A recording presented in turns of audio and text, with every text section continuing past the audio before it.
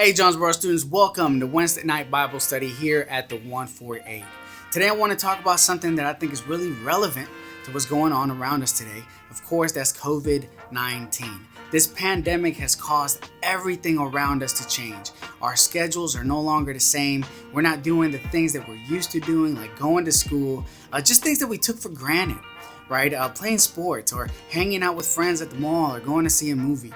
With all of these things changing, even the way we serve God, right? We have to come to a place where we may be questioning, well, what do I do now? Who am I?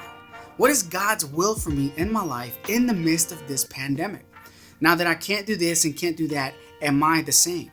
And what I want to do is I want to look at the life of Christ and see how he endured and remained the same, although the circumstances around him were changing as well, right? We have instances of Christ being at a wedding where he's having a good time and festivity, and we have the circumstance where he's on the cross, on the verge of death. Did Christ remain the same through this? Yes, he did, right? And I want to look at how he did that. So I encourage you at any time as we read these passages that you pause the video and have discussions amongst yourself. Talk about it.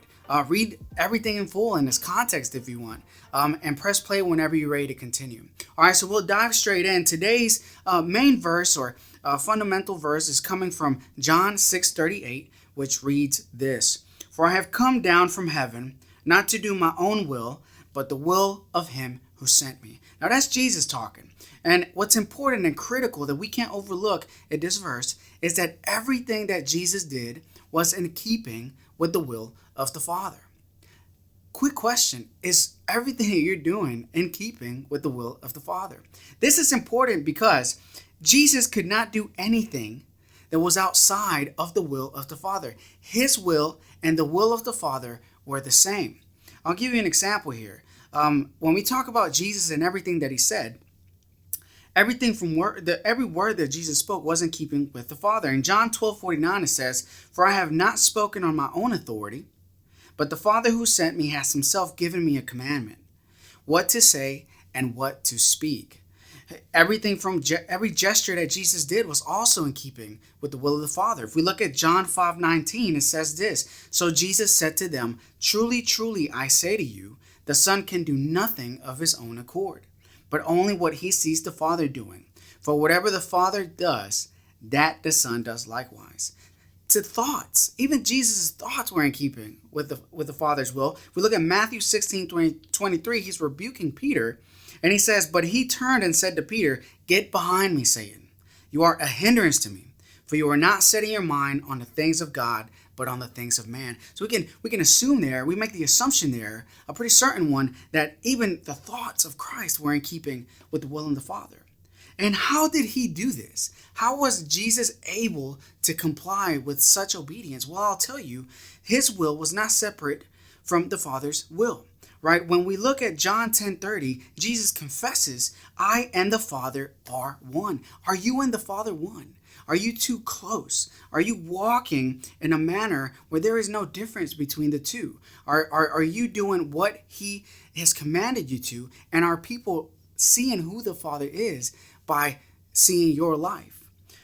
This is critical because Jesus wants to do the will of the Father. And what's important to understand here is that Jesus, being the Son, wants to do the will of the Father. So you, as a son or daughter of God, should want to do and should be doing the will of the Father. Let's look here at Luke 2:49. A little context here. Jesus is a child and their parents were heading back home, and Jesus stayed behind, right? And he was in the temples, and they lost sight of him.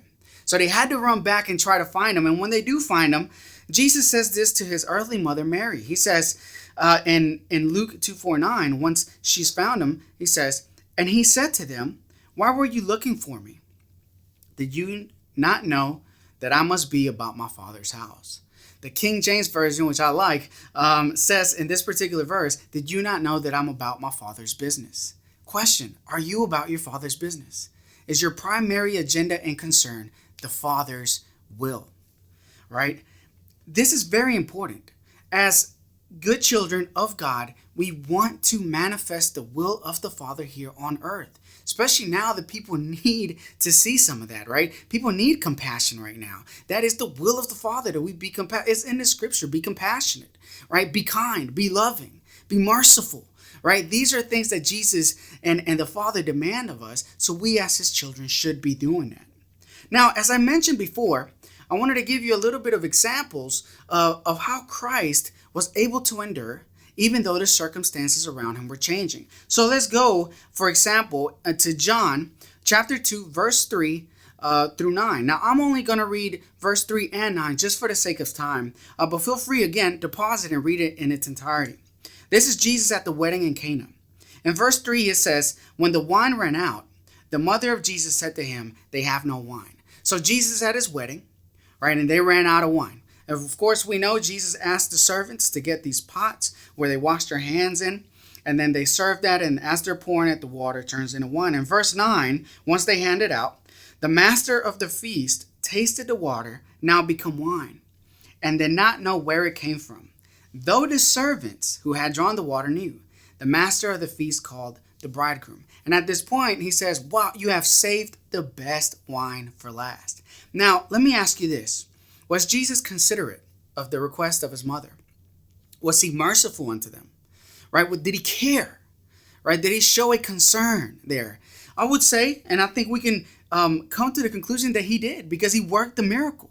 Right? So in this circumstance that he was in, a place of festivity, a place of enjoyment, laughter, food, gathering. If you knew these weddings back in the day lasted 7 days. I mean, this was a place of, we were having a good time there, right? Jesus was considerate. Now let's look at this contrast, right?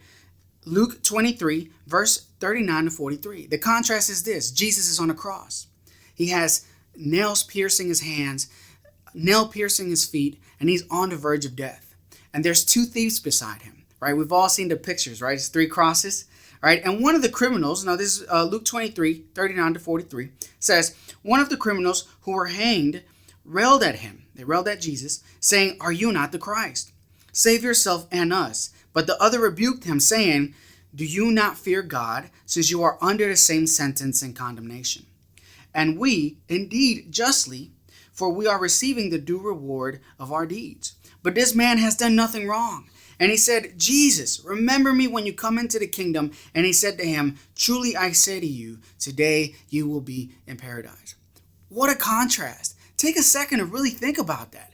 Christ is in pain and agony, about to be separated from the Father, about to experience death. And during this time, this thief calls out for mercy. And what does Jesus do? He is merciful. He is considerate. He listens to the cry. He listens to the request of this thief, and he gives him what he desires, which is everlasting life in paradise.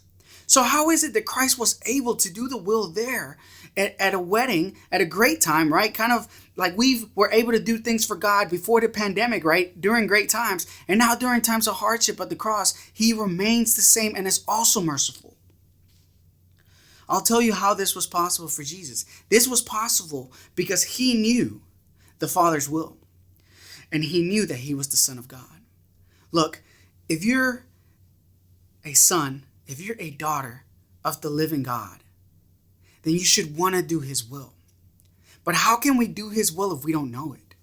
My challenge to you is to seek God and to understand the will that God has for you in this current situation. Look, the circumstances outside of you do not define you. What defines you is your relationship with the Father. If you confess that Jesus Christ is Lord and believe in your heart that he is, then you are automatically, eternally secure. Your identity is eternally secure in God because you are a child of God. You are his people, and his will should be pouring through your life. So my challenge again, know for yourself that you are a child of God. Seek and know his will and do it, and carry it out into the world that they may see God through you. I pray for you. We love you and we miss you. And we look forward to seeing you soon.